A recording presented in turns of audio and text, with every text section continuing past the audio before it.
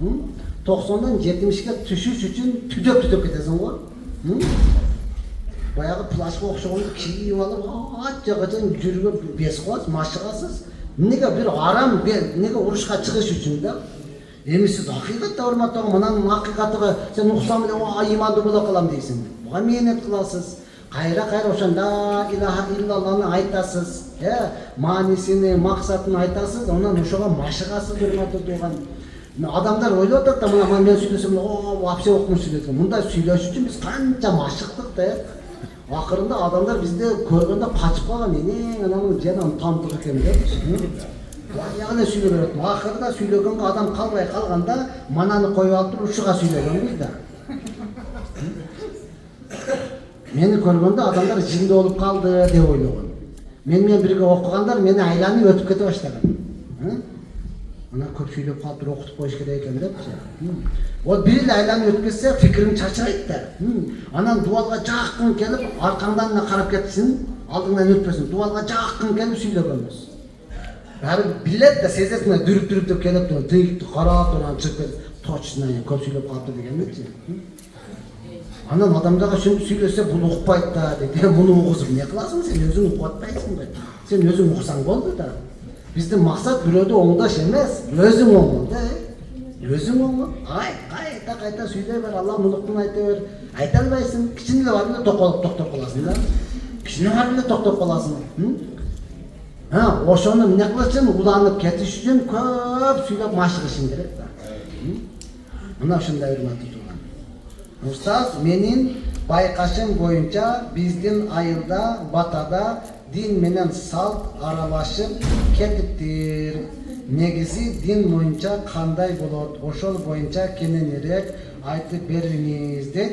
Бул сиздин айылда эмес, Кыргызстан боюнча көргөн. Ошон үчүн азыр эми мамлекет президентибиз өзү аралашып жатып, ысраф кылбагыла деп атат да, урматтуу тууган. Дин боюнча сиздин эмес. Bir жерде жигит иман болуп келиптир, бөлө айтса, аксакалды урушат экен да. Сен шариятыңды айта бер, союшка тийбе депчи. Айта бер, маселаңды айта бер, союшка тийбе дейт экен да. Бул сиздин айыл эмес, бардык жерде мына ушундай урматтуу тууган. Сенин атаң жеген жешибиз керек деп туруп алат. Ошондон албетте шарият боюнча ал союз сойгон нерсе жок. Бир журналист Индияга барыптыр. Индияга барса, Индияда дагы миллион алан саны канча? 1,5 миллиард, Biz 7 milyon ne болуп атабыз да? 1,5 миллиард да. Бир жерге барса, бирөөнүн өзүнүн салты бар экен. Конок чакырдыбы, 10 адам чакырса, 10 кетмен сап даярдайт экен. 20 адам, 100 адам чакса, 100 ар бир кеткенге бирден кетмен сап берет экен да. Аксакалдан үйдө кетмен сап толуп кеткен. Анан сурап турду, бул неге бул таянабы, неге бул десе биздин салтыбыз ушундай дейт. Ата-баба ушинтип мындай. Бул нени түшүндүрөт десе, пагабар тиги бар, эң аксакалы барып, аба бул кетмен сан берет экен, бул нени түшүндүрөт десе, кырып күлөт экен да, бул эч нерсени түшүндүрбөйт. Анда неге элди кыйнайсыңар? 100 адам чакырса 100 кетмен сап берет. Нени түшүндүрөт десе, ошол аксакал айткан экен. Биз жаштыгыбыз учурунда конокко чакырып, келген конокко эт тартып, эт жегенден кийин тишке тыгылат эле. Анан зубачка, тиш талаганда зубачка берсиз деп жубачка тишин тазалап кетет эле. Ошол зубачка чоңоюп отуруп кетмен сап болду. Азыр биздегилер дагы дал ошондой да. Тоок болуп, анан эчки болуп, анан ат болуп, анан бие болуп, жылкы болуп, чоңоюп ушундай болуп калды дагы. Эмне болду? Өзүбүздү өзүбүз кыйнап атабыз. Көпчүлүк айтсаң жакпайт. Бир досум бир жерге чакырды, атасына жылдык берди, чыксак эшиктин алдында токулган ат турат. Бир тууган эжеси менен жезде салып келиптир. Айтты, досум мына ушуну бир тууган эже менен жездем кошумча кылды, кийин алар бир нерсе кылганда апарбай койсом эмне болот деди. Эч нерсе болбойт, апарбай эле кой десем, баласы бо ажырашып кетет деди. Өзүбүз билип туруп ошол нерсени кылып атабыз да, урматтуу тууган. Ошондон шарият боюнча бул нерселер жок. Кудай буйрса айтыла берсе, сонун коом келетат, азыр сонун жаштар чоңоюп келетат. Кудай буйрса ошол жете турган болсо, анан сонун болот да. Ага чейин не кылабыз? Акыйкатты айта беребиз. Oroza bir gün karmabay kalsa kança gün karmao kerek deyт. Bir gün kandaydır bir neni sebepten baştan эле кармаган жоксуз, анда bir gün эле кармайсыз. Жок, кармап алып туруп чыдабай кетип ачып алдыңыз, 60 gün кармайсыз. Пайгамбар sallallahu aleyhi ve sellem aytар, Ramazan ayında kimdir biri kandaydır bir sebepler менен bir gün orozаны кармабай калып, andan keyin ömür boyu oroza karmasa dağı oşol kündün soğuğunu tava albayt degan. Bulu mana shunday. Assalomu alaykum ustaz. Möl bulak bankı murabaha jolu menen qarızga dары darmet berip жаткан. Hech qanday төлөм kechiktirilse tuğum жок болчу. Быйыл 1% төлөнүүчү summadan ayıp pul salınat eken. Төлөm kechikse al akçanı muhtaç üy bülölörgө beremiz deyt.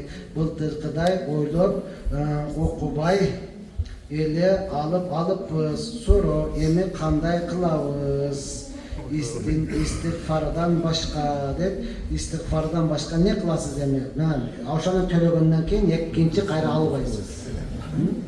Мына ошондой алыпсыз, аз эми истигфар кыласыз, төлөгөндөн кийин экинчи кылбайсыз. Бул эмне деп атат? Ошол акчаны муктаждарга беребиз, бейчарага беребиз деп атпайбы? Бишкектен маршруткада кетип барасам, бирөө анан сурап калды. Ушундукчи банктан алсак болобу, алар процентти өздөрүгө иштейт деп, мен бейчарага берет экен деди. Анан мен айттым, сен уже процентинди төлөйм деп өзүң бейчара болуп калып атпайсыңбы? Десем маршрутка дүү этип күлүп берди да. Көрсө бардыгы лакатырды биз жака таштап коюп келе жаткан экен да. Булар сизди ушунча шуга дагы алданып калып атабыз да бечара кыргыз. Ошон үчүн окуш керек, урматтуу тууган, караш керек. Сен арамдан жеп алып, кийин анын составын билип калсаң, чөчкөн экен, эмне болот дегенди эле сурап атасыз да. Ошондон жеген нерсени караш керек, берип атканда караш керек, урматтуу тууган. Бул эптеп сизге ошентип жем чачып үйрөтүп атат да, былтыр эч кандай процент жок, быйыл 1% болду, кийинки жылда ушундай былтыр кутулдум, ошондой эле дей берет. Сүйүнүп туруп, "Амайли" дейсиң да. Ошентип барып кантип батып калганыңды билбей каласың. Ошондон бардыгыбызга сабак болсун. Assalamu alaikum ustaz. Zeketти берүү маселеси. Bir турган жээним ДЦП оорулуу. Ошого берсем болобу? Жалалабадда реабилитационный центрде. Ошол жээниме дуа бересизби деп берем, урматтуу тууган. Алла таала шифа берсин. Ошол жээниңизге зекетиңизди берсеңиз болот. Ороза фитириңизди берсеңиз дагы болот. Бере бериңиз. Assalamu alaikum ustaz. 20 жаштагы балдарга кандай насаат бересиз? 5 мал намаз бар. Кандай нерселерге убактысын коротушу керек? Дүйнөгө берилбей такыба болуп, кантип жашаса болот? Максат жакшы бизнесмен болуп, сомдорду соопко алмаштырабыз деген жакшы ниетибиз бар. Дагы да билбеген нерселерибиз бар. Кененирээк айтып бериңизчи деп. Машалла. Мына кара айттым го, сонун жаштар келет экен, 20 жаштагы. Машалла, сонун жигиттер. Албетте урматтуу, сиздер азыр 20 жаштасыз, окуңуз. Каяка болсо дагы окуңуз. Оку жана оку, илим алың. Макул? Албетте урматтуу тууган, медреседе окусаңыз өтө сонун болот. Жок, башка окуу жайга тапшырсаңыз дагы болот. Ошол эле учурда урматтуу тууган, не кылыңыз? Сиз жакшы ниет, бир максатты коюп туруп, ошого жетем деп умтула бериңиз. Макулбу? Умтула бериңиз. Азыркадан баштап акыйкатты көбүрөөк сүйлөң. Даватка чыгып туруң ай сайын 3 күнгө, каникул учурунда 40 күнгө чыгыңыз, урматтуу тууган. Мүмкүнчүлүк болсо 4 айга чыгыңыз. Башыңызды алып коем десе дагы жалган сүйлөбөстөн акыйкатты айтып үйрөнүңүз. Коркоктук бул өмүрдү кыскартпайт, баатырлык өмүрүңдү узартпайт. Түшүндүңбү? Баатырлык өмүрүңдү кыскартпайт, коркоктук өмүрүңдү узартпайт. Ошондуктан, машалла, сиздер менен биз сыймыктанабыз. Келечек жаштардын колунда деп, мына ушуну айтат. Келечекте Кудай буйрса, мына аксакалдарыбыз дагы батасын берип, кичине эле бекем туруп берип койсо, артыбыздан сонун бир жакшы муун келе жатат да. Мындай сүйүндүрө турган муун келе жатат да. Мына ошондон урматтуу туугандар, буларга жакшы насаатыбызды берип турайлы. Молда эке каза намаздар туруп, нафил намаз жана тахажжуд намаз окуса болобу? Рахмат. Алла разы болсун деп. Амин. Урматтуу тууган, нафил намаз окусаңыз, 2 рекет кыска окуңдан казанын кутулуна кетиңиз. тахажикка турдуңузбу, 2 ракат кыскара окуңуз дагы калганын карызыңыздан кутулуңуз. Жана айтып өттүм го, мынандан 10 000 сом карызыңыз бар, төлөп эле буякта өзүнчө эле деле ой болуп атат. Чай чыкпай мына 200 сомго 500 депчи. Ошондон кийин эң биринчи карыздан кутулуңуз. Ооба, пайгамбар саллаллаху кыямат күнү эң биринчи намаздан суралат. Намаздар кемчиликтүү боло турган болсо, андан кийин нафилдер кылылат. Качан бул жакта намазың жок болуп атпайбы? Анан эмнеси каралып атат? Ошондон эң биринчи карыздан кутулууга аракетин кылыңыз. Уста жакшы көргөн кызыма кантип жетсем болот деп жүгүрүп жеттим. Кыз керек болсо жөрмөлөйсүң деп, жөрмөлөп жеттим. Машалла. Жүгүргөндүк эмес, буйругандык. Макул, сиз жакшы көрө бересиз азыр. Ондой кыздардын канчасы өтүп кетет да. Далай өтүп кетет ондойлордунчу.